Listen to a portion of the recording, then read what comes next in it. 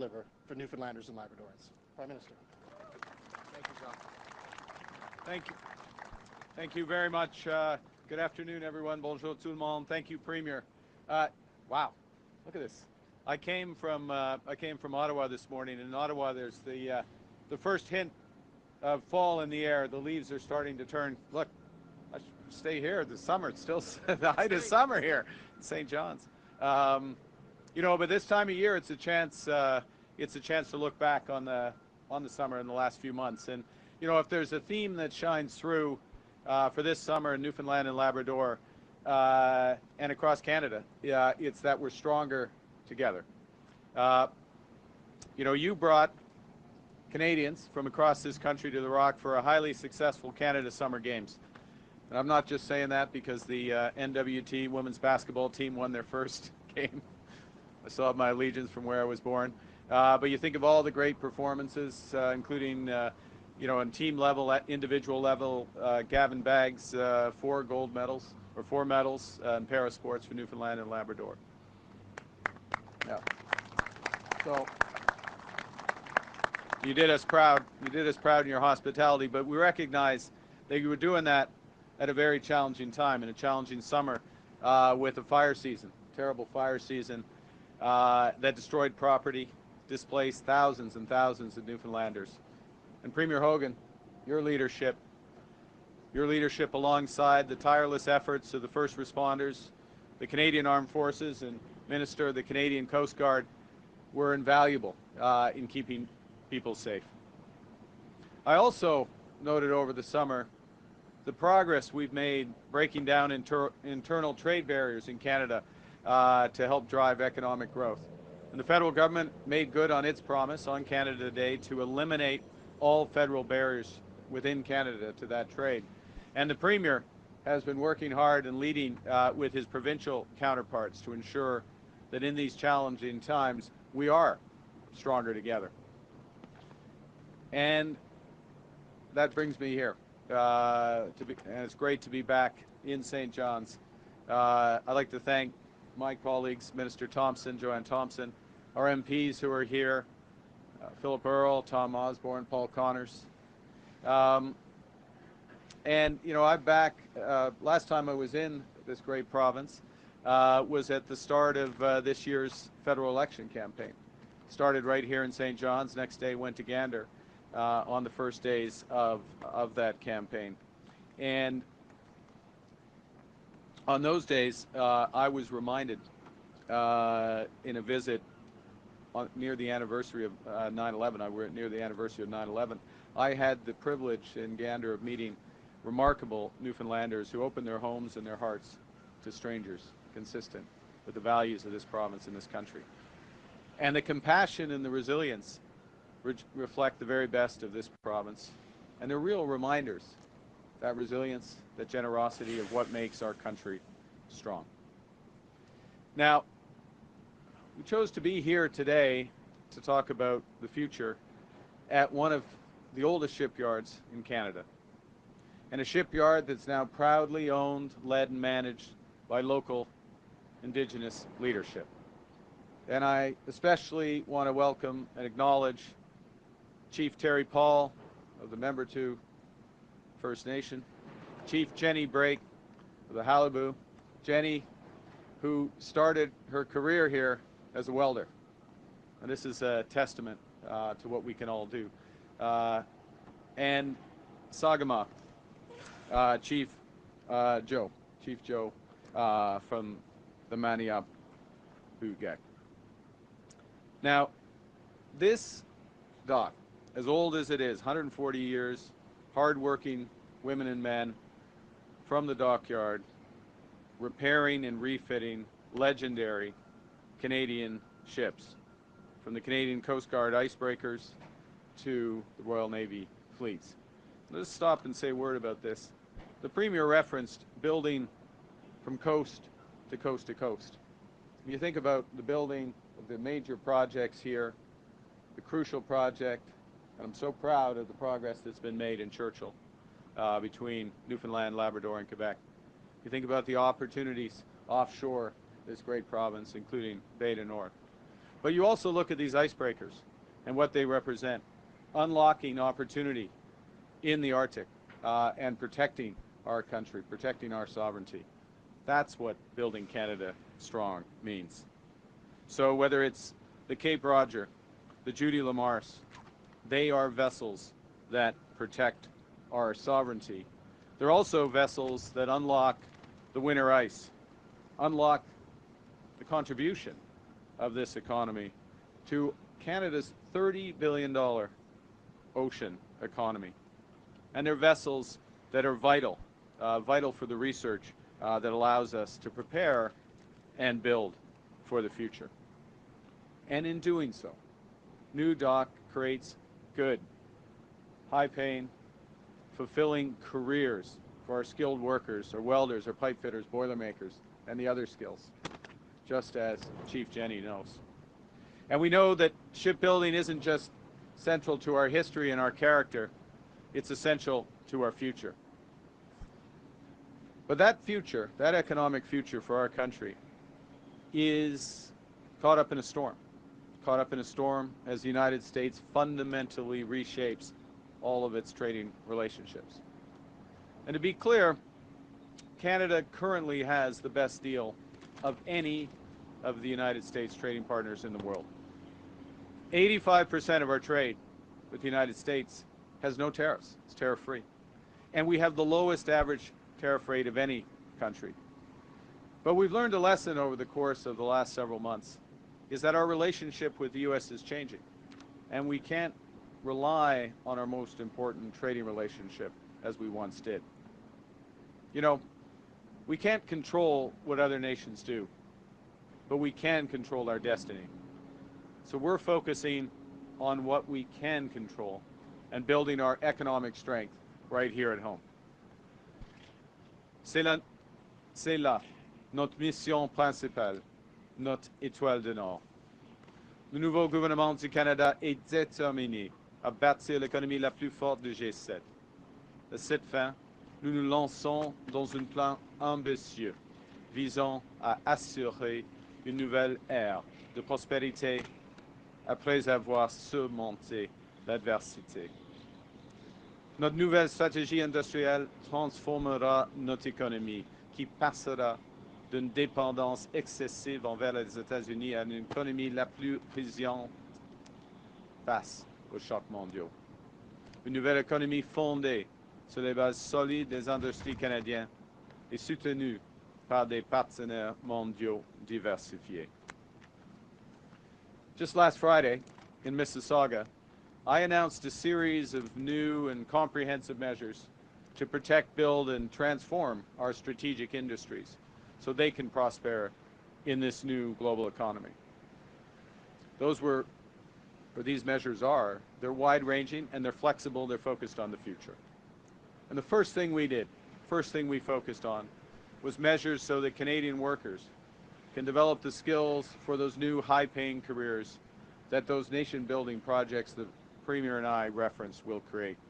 And we shouldn't underestimate, I'll stop here, shouldn't underestimate just how many jobs will be created, for example, in Churchill, as it's built out, on top of the over $225 billion of revenues that come to this province as it operates over decades. So we start with workers, we start with retraining, we start with building. And then we go to those industries and we give them the opportunity to pivot to new products and markets with a $5 billion new strategic response fund. The third thing is we've introduced a comprehensive Buy Canadian policy. So we're modernizing all of Canada's public procurement to prioritize public and Canadian suppliers. Because it's time that we become our own best customer, buying Canadian to build Canadian. So your government will buy in this province and across this country.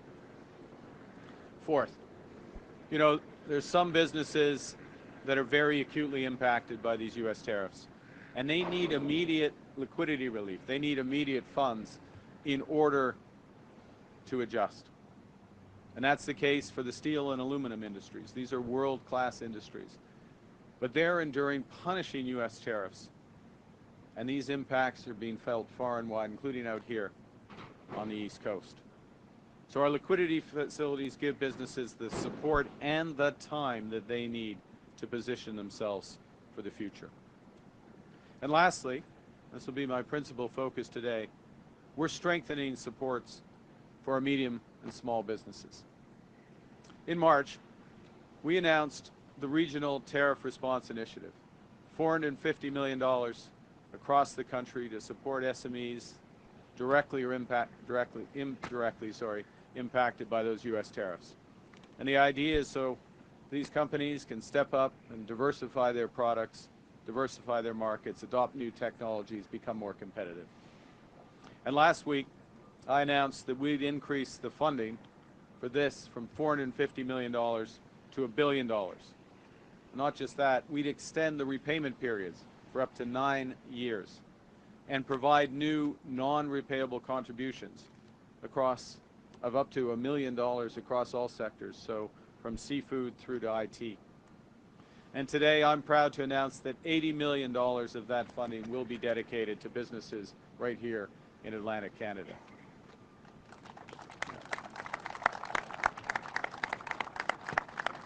Thank you. And this money will flow through the Atlantic Canada Opportunities Agency.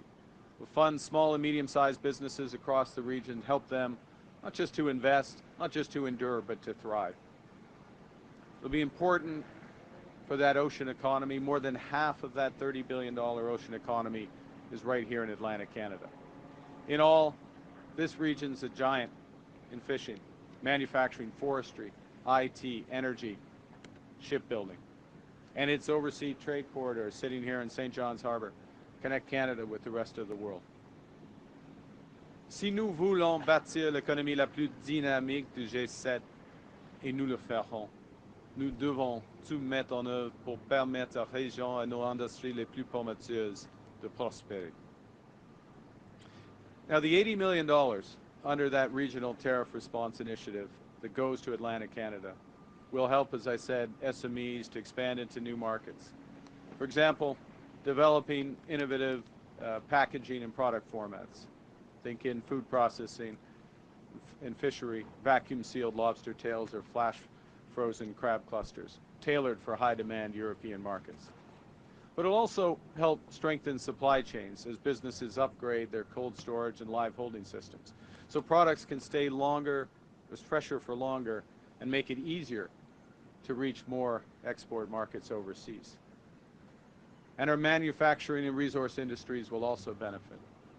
Par exemple, les producteurs d'acier peuvent moderniser les usines de fabrication pour la construction et la construction navale.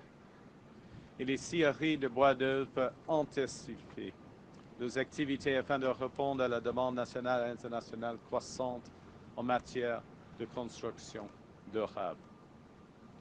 Enfin, les entreprises peuvent moderniser leurs usines de transformation en optimisant le classement, le tri et les chaînes d'emballage afin d'améliorer leur efficacité et leur constance.